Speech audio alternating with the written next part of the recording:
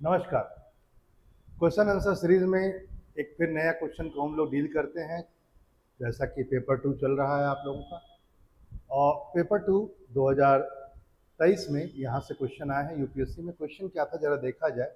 Mains का development and welfare scheme for the vulnerable by its nature are discriminatory in approach.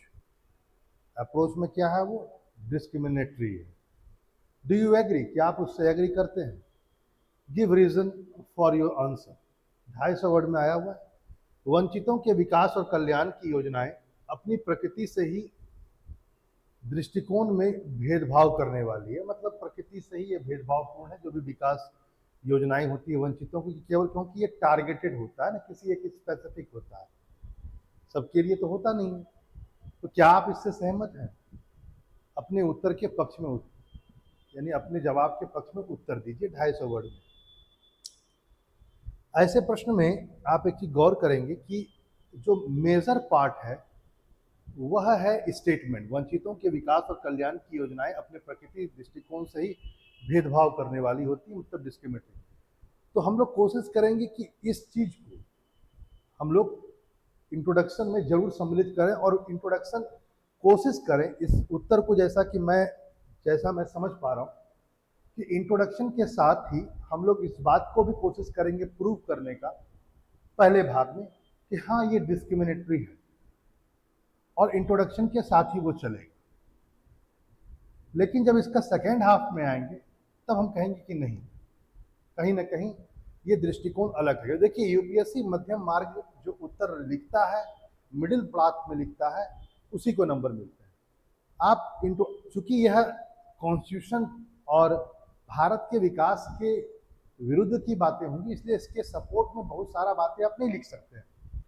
Constitution ने बाकायदा right दिया हुआ है वंचितों को, इसलिए कोशिश करेंगे इंट्रोडक्शन के साथ ही इसको प्रूव कर देने का। थोड़ा बड़ा इंट्रोडक्शन हो जाएगा, लेकिन उसके बाद हम लोग इसको कट करेंगे कि ये डिस्क्रिमिनेटरी नहीं है, इसका अप्रोच बहुत ब्रॉड है, बहुत बृहद संकल्पना है।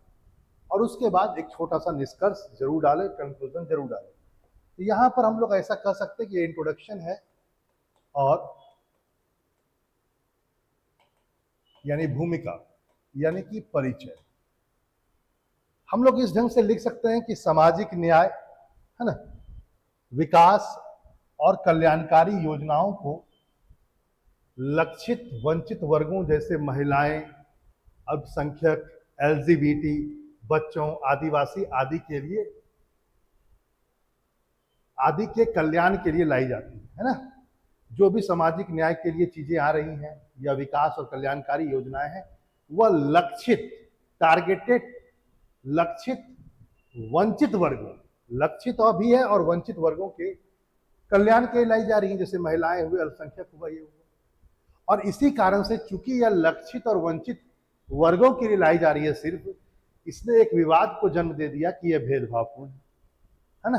Social justice development and welfare scheme that are bringing welfare to targeted disadvantaged groups such as women, minorities, LGBT, children, tribals, etc. have क्या कर दिया, एक कंट्रोवर्सी को क्रिएट कर दिया कि दैट इज डिस्क्रिमिनेटरी। अब इसके तर्क में, इसके सपोर्ट में क्या तर्क दिया जाता है, तर्क की पुष्टि के लिए क्या क्या कहा जाता है जरा देखिए।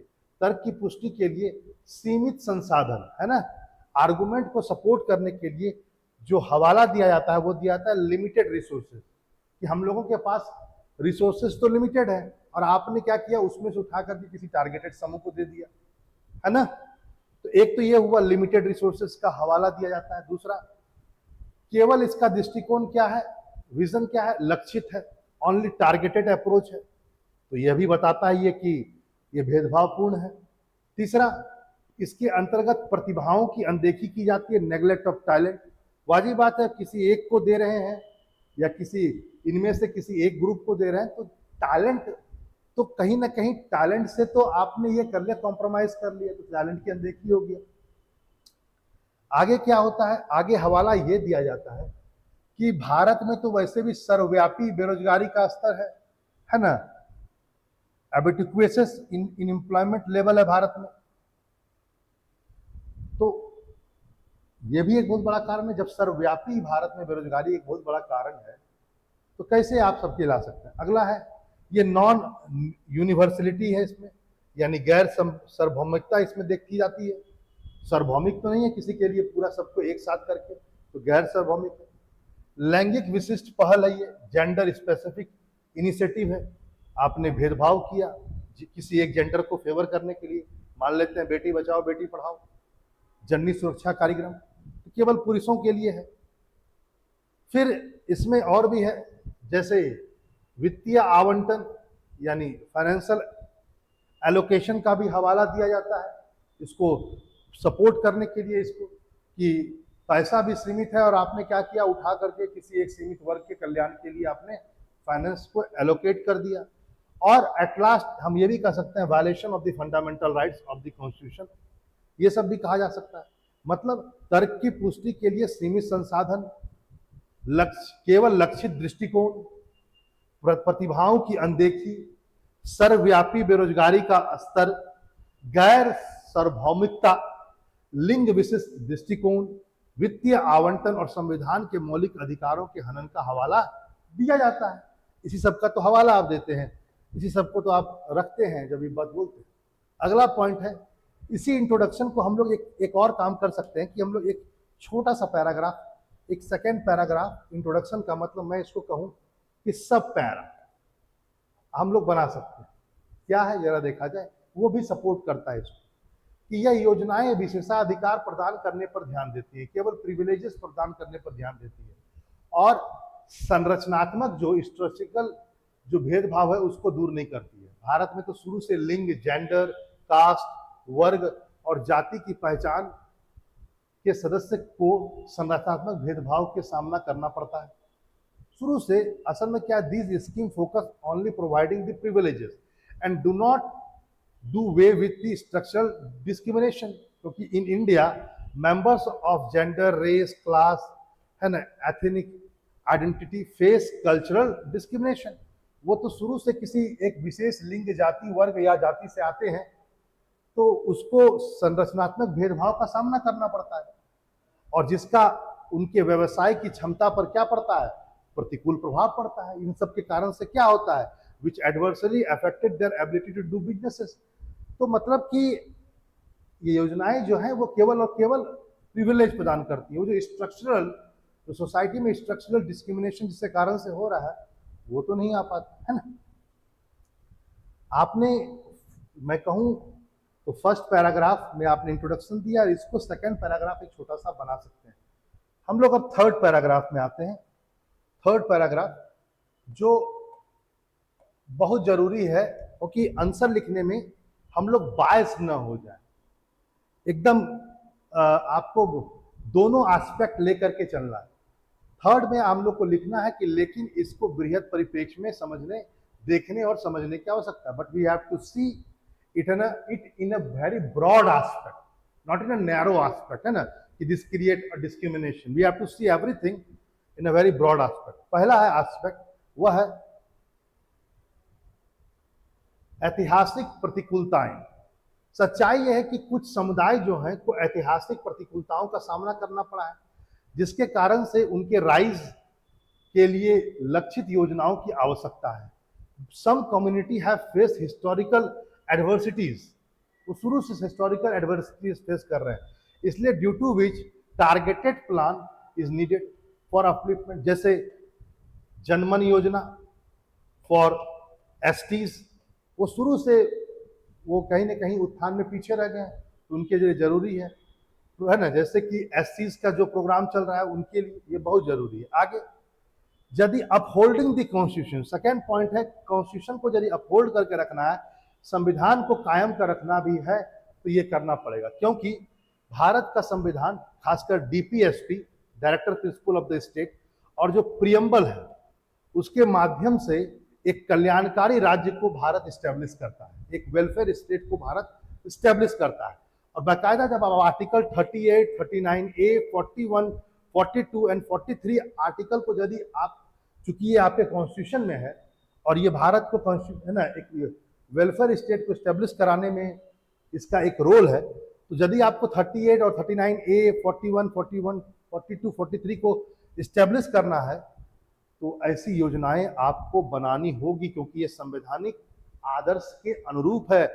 This are basically according to the constitution, ideal of the constitution.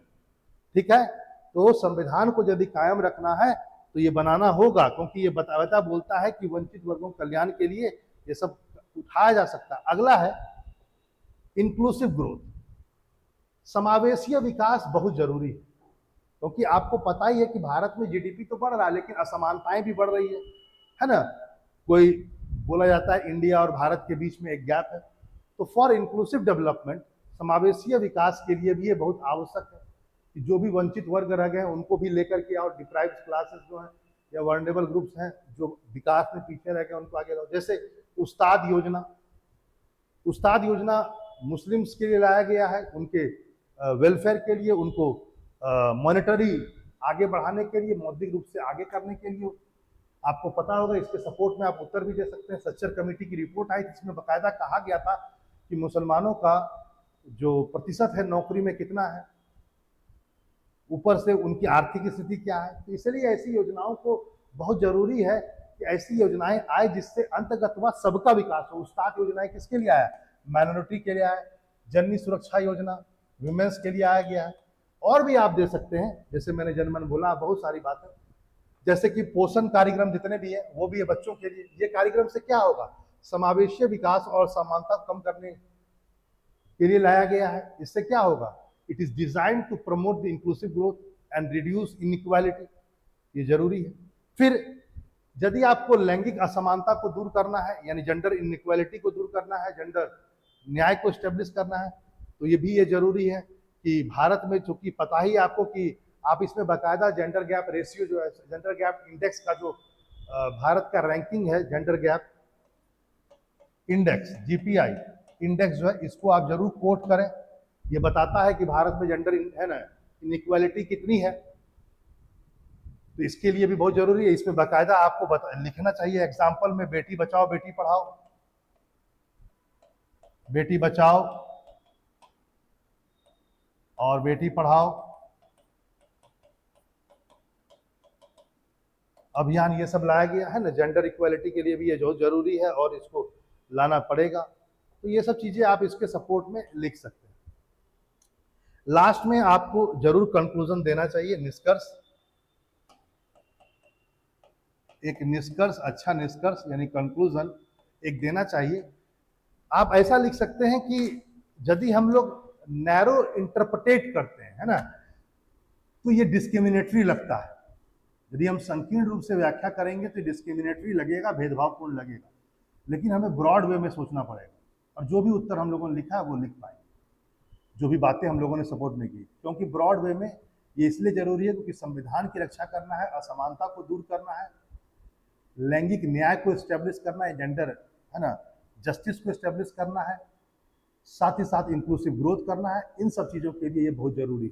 ठीक है, और समाज में एक बहुत बड़ा तबका है जो आज भी बहुत पीछे है, उनका विकास भी जरूरी है। तो इस ढंग से एक आप अच्छा सा कंक्लूजन कर सकते हैं। कंक्लूजन हमेशा बैलेंस होना चाहिए और वो कंक्लूजन ही लगना चाहिए, कहीं आप क्वेश्चन न जनरेट कर दें उसके अंतर्गत। ठीक है, चलिए आपने क्वेश्चन देखा, उम्मीद है कि आप लोग इस ढंग से लिखेंगे। मैं सिर्फ और सिर्फ एक प्रयास कर रहा हूं कि आप उत्तर को देख करके आप समझ सकें क्या क्या चीज इसमें ऐड हो सकता है। आप इससे अच्छा भी लिख सकते हैं, और भी चीजें आप डाल सकती हैं, लेकिन एक बात जान लीजिए फॉर्मेट यही रहेगा, ऐसे ही लिखिए, ज्यादा अच्छा और ज्यादा नंबर मिलेंगे। फिर मिलते हैं एक नए क्वेश्चन के साथ। नमस्कार।